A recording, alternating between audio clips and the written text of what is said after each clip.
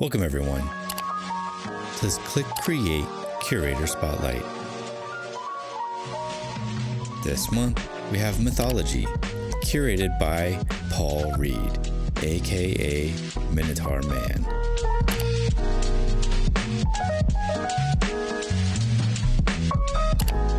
What was the inspiration for this curation's theme? The theme for this exhibition is mythology, which is something dear to my heart. It's something that I've been drawing inspiration from for decades. The whole kind of monsters, the mythology, the whole, these stories, these wonderful stories. It almost sounds a bit grandiose, but I'm trying to show that these ancient stories, these myths, still can mean something to us today, can be relevant today, And I would like for viewers, collectors, whoever's looking at this art, to get that sense from the exhibition that these are still vital. It's still something that artists turn to for inspiration. And I love that idea that we're still telling these same stories. I like the juxtaposition of these ancient stories turned into works of art for what's literally the very latest art movement, crypto art. It couldn't be more now, if you like. It's like being on the cutting edge of kind of a new movement in art, but still using these really old stories. So I thought when you asked me to curate this exhibition for ClickCreate, it was the most obvious choice for me. It was, I'm the guy that does mythology.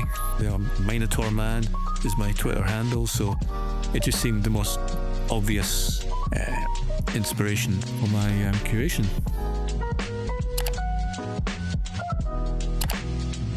How did you go about selecting this month's artists?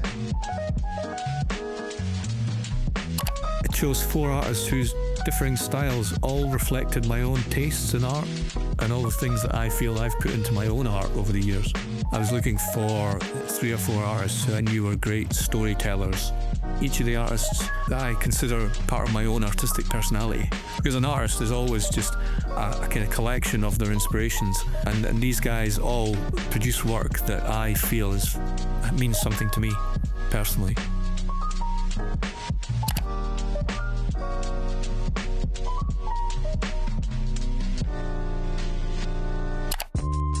How does Hafka use the brush to connect us to ancient cultures? Hafka reminds me of my time at art college. Whenever I watch his videos and see him in his studio being so enthusiastic about the work and everything, it just reminds me of those wonderful days at art college where you had a massive amount of space and, experimenting with thick oil paint, and getting involved in the whole material aspects of art making. Hafka's work, it would be described as being expressionist or neo-expressionist. It's almost like the kind of witch doctor shaman thing of connecting us modern viewers to these ancient cultures through the paintbrush. It's like a direct spiritual kind of guide to these amazing, wonderful, spiritual kind of mythological stories of the past. I've always found it very exciting, very enthralling work. So he seemed the very obvious choice. How does King Xerox reference masterpieces of Western art? Another aspect of my own artistic personality is my love of comic books, comic book art, illustration. King appeals to that side of my artistic personality. I also kind of love the whole demonic kind of hellfire damnation thing he's got going on. King's work seems to me to be almost like, a long illustration of scenes from Dante's Inferno. He does reference kind of masterpieces of Western art in a lot of his paintings. He's done Jellicoe's Raft of the Medusa. We changed it into, I think, Raft of the Degens. And he's done Jacques-Louis David's Napoleon Crossing the Alps, translated into a kind of Bitcoin sort of image. Kind of, mixes so many of the things that I love into that kind of one vision of his. How is the concept of the sublime represented in Idil's art?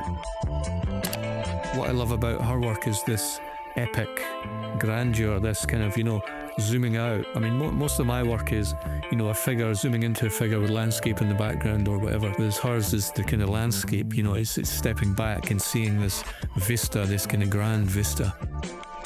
There's a group of 19th century American painters who did these massive landscapes. Frederick Church and Thomas Cole did these really big paintings of what the Romantics in the 19th century would have called the sublime. This idea that nature is just huge and almost terrifyingly beautiful.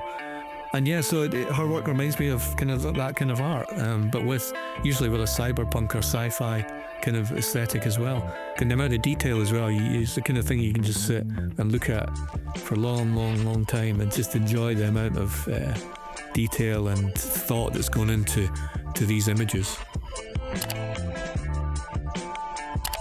How does Ander combine pixel art and mythology in his work? Ender Durrell, who's doing these, pixel art. When I was growing up, I grew up in the 80s and the 90s and the kind of early days of home video games, and so his work and other pixel artists always remind me of that time in my life of enjoying those early computer games. He does a lot of kind of either mythology or fantasy based kind of stuff that I thought the theme of mythology, he would be perfect to do something for that. And I think he's picked something from Norse mythology, so I love Norse mythology. He seemed like an obvious choice for that.